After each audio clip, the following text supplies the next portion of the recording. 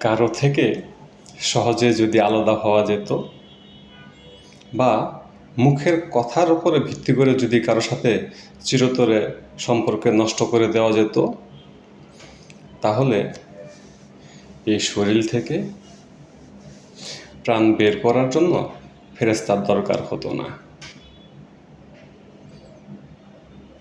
আমি একজন মুসলমান, আমার সৃষ্টিকর্তা মহান আল্লাহ।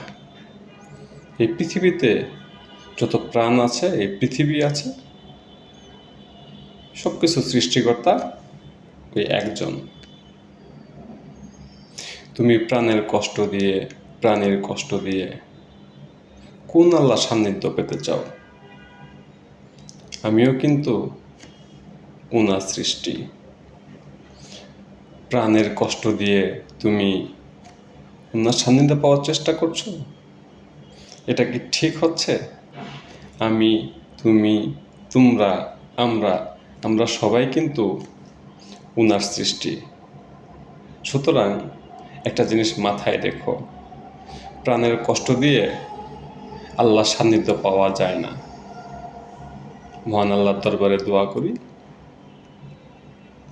এই রমজান মাসের ওসিলায় মহান আল্লাহ আমাদের সবাইকে হেফাজত করুন। ভালো থাকবেন।